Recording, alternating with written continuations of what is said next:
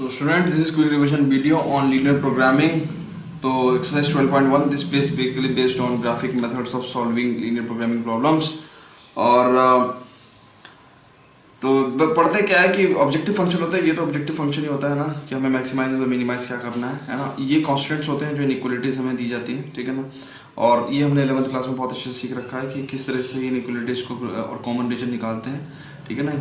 तो मैं यहाँ पे कॉमन रीजन निकालना है ना, कैसे निकालना है। सबसे पहले तो इक्वेशंस को सॉल्व करो, है ना, इक्वलिटीज बना के सॉल्व करो, ठीक है ना। उसके बाद जो है सारी लाइंस खींच लो, है ना। ग्राफ को आपको पेंसिल से ड्रॉ करना है, ठीक है ना, क्योंकि देखो लाइक यहाँ पे मैंने बनाने की कोशिश करी थी तो वो छोटा स्केल ले लिया था, तो इसलिए ग्राफ जो है वो डेवलप नहीं हो पाया। तो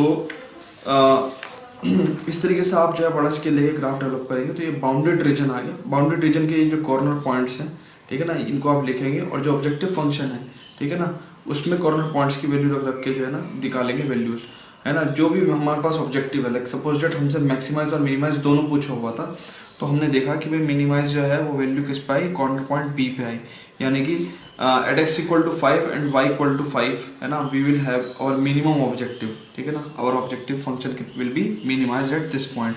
बट सी और डी पॉइंट पे क्या है, सी और डी पॉइंट पे दोनों पे क्या है, मैक्सिमम है, ठीक है ना। इसका मतलब क्या है कि जो सी और डी पॉइंट पे यहाँ पे भी मैक्सिमम अकर हो रहा है और यहाँ पे भी मैक्सिमम अकर हो रहा है।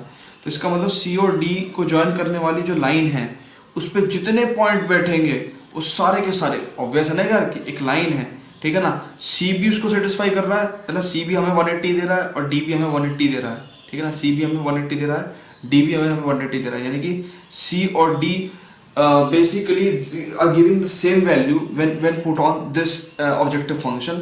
That means क्या हो गया कि 180 equal to 3x plus 9y, 180 equal to 3x plus 9y, तो यानी कि it will behave like a straight line. तो इस लाइन पे जितने भी पॉइंट्स हैं, जितने भी पॉइंट्स होंगे, infinite number of points, they all will give us what, the maximum of objective function. So we can say this is the case of multiple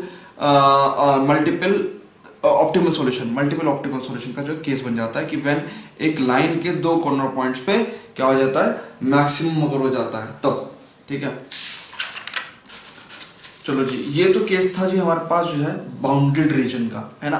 कभी कभार क्या हो जाता है अनबाउंडेड रीजन भी बन जाता है, तब हम उस टाइम पे बहुत ज़्यादा कंफ्यूज होते हैं करें क्या।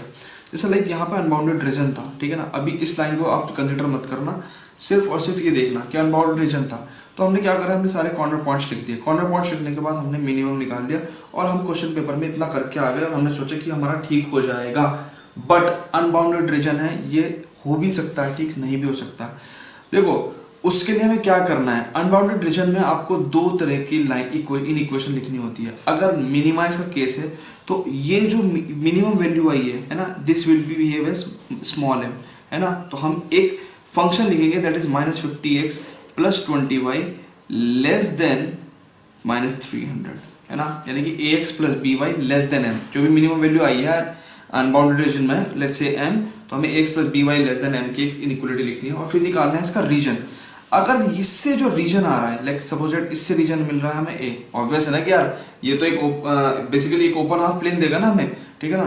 तो इससे जो हमारे पास रीजन आ रहा है और जो हमारे पास ऑलरेडी अनबाउंडेड रीजन है, जो हमारे पास ऑलरेडी अनबाउंडेड रीजन है, लेट्स सपोज दैट ये रीजन अनबाउंडेड रीजन बी है।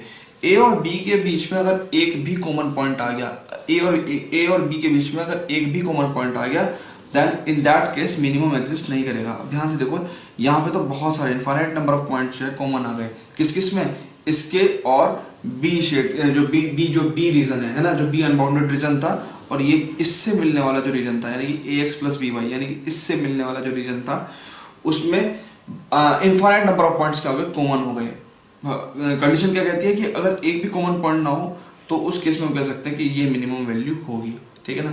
ऐसे अगर मैक्सिमाइज का केस होता तो हम क्या करते हैं, लाइक सपोज दैट यहाँ पे मैक्सिमाइज का केस ये है 100, ठीक है ना, ये मैक्सिमम वैल्यू है, तो इसको हम कैपिटल M करेंगे। तो -50x plus 20y greater than 100, ठीक है ना। अब इसका और ये जो रीजन है, लेट्स सपोज दैट ये रीजन हमें सी देगा, ये भी तो हमें एक रीजन देगा ना सी। तो अगर ये सी रीजन और बी रीजन, इसमें एक भी कॉमन पॉइंट आ गया, एक भी कॉमन पॉइंट आ गया, तो क्या होगा, हमारे पास मैक्सिमम अगर नहीं होगा। तो इसने कहा the maximum value if x plus by is यानी कि मैक्सिमम वैल्यू कब होगी, जब कोई कॉमन पॉइंट नहीं होगा। किस किस के बीच में, ये जो अनबाउंडेड रीजन है और जो इस इक्वेशन से इन इक्वेशन से मिलने वाला रीजन है ना। अगर कोई कॉमन पॉइंट नहीं है तो मैक्सिमम वैल्यू होगी या मिनिमम वैल्यू अगर होगी। तो इस तरीके से आप एक बार खुद से करके देख लीजिएगा, ठीक है। Next to this, apart from this इसमें और कुछ करने को है नहीं, सिर्फ फॉर्मुलेशन की बात है, ठीक है ना। फॉर्मुलेशन मैं आपको थोड़ा सा सिखा देता हूँ कि कैसे फॉर्मुलेशन करते हैं किसी प्रोग्रामिंग प्रॉब्लम में। Manufacturing company makes two models A and B. सबसे पहले तो आपको टेबल में रोज एंड कॉलम समझने की कोशिश करनी है, ठीक है ना। और कैसे रो और कॉलम डिसाइड करेंगे वो मैं आपको बता दे रहा हूँ। A manufacturing company make two models A and B of a product. Each model A requires 9 labor hour for fabricating and 1 labor hour for finishing each piece of model. पढ़ना पूरा ही है आपको, आराम से पढ़ लेंगे आप, है ना। In the for finishing, for fabricating and finishing the maximum labor hours available this the company makes a profit of 8,000 in each on each piece of model A and rupees 12,000 on each piece of model B. How many pieces of model A exactly, the problem statement पे आपको focus करना है। How many pieces of model A and model B should be manufactured per week to realize a maximum profit? तो सबसे पहले हम क्या कहेंगे, let X be the number of pieces of model A और Y be the number of pieces of model B, ठीक है जी। सबसे पहले हमें काम B करना है।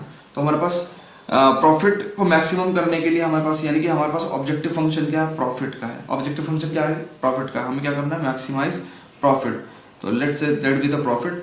अब कह रहा है 8,000 जो है वो मॉडल ए के एक पीस पे जो है प्रॉफिट आ रहा है। तो मॉडल ए के कितने पीस हैं, टोटल x है, तो 8,000x प्लस मॉडल बी पे 12,000 का प्रॉफिट आ रहा है और मॉडल बी के टोटल पीसेस कितने हैं, 5, ठीक है ना। ये हमारे पास ऑब्जेक्टिव फंक्शन आ गया।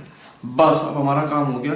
हमें जो मतलब अलोंग द कॉलम रखना होता है वो x रखना होता है, x y, है ना। यानी कि मॉडल A मॉडल B, ठीक है ना। और एक मॉडल A को बनाने के लिए कितना लगता है, लेबर आर लगते हैं, लेबर आर एंड फैब्रिकेटिंग। सबसे पहले तो फैब्रिकेशन होगा, फिर उसके बाद लेबर आर लगेंगे, ठीक है ना। और कह रहा है कि each piece of model required 9 labor hours for fabricating and 1 labor hour for finishing। जब finishing और fabricating में लग रहा है labor hour, तो 9 labor hour for fabricating and 1 labor hour for finishing। Model B का एक पीस जो है, एक पीस वो 12 आवर ऑफ फैब्रिकेटिंग चाहिए उसको एंड 3 आवर ऑफ फिनिशिंग चाहिए, ठीक है ना। अब देखो यहाँ पे देखो ऑब्वियस है कि 9 आवर्स ऑफ फैब्रिकेटिंग जो चाहिए है वो एक पीस में चाहिए, तो यानी कि x पीस में कितना होगा, 9x, ठीक है ना। ऐसी एक पीस को कितनी चाहिए, मतलब एक आर की जो है फिनिशिंग चाहिए, तो x पीस को कितनी चाहिए, 1 and 2x। ऐसे यहाँ पे y और y। टोटल फैब्रिकेटिंग जो आवर्स हैं, टोटल फैब्रिकेटिंग आवर्स वो कितने हैं, for fabricating maximum labour hours available are 180। Maximum available यानी कि 180 है, तो यानी कि लेस देन इक्वल टू 180 रहेगा and less than equal to 30 रहेगा, क्योंकि मैक्सिमम अवेलेबल है, इससे क्रॉस जा नहीं सकते। तो यहाँ से हमारे पास कांस्टेंट आ गया 9x plus 12y less than equal to 180 and x plus 3y is less than equal to 30, ठीक है ना।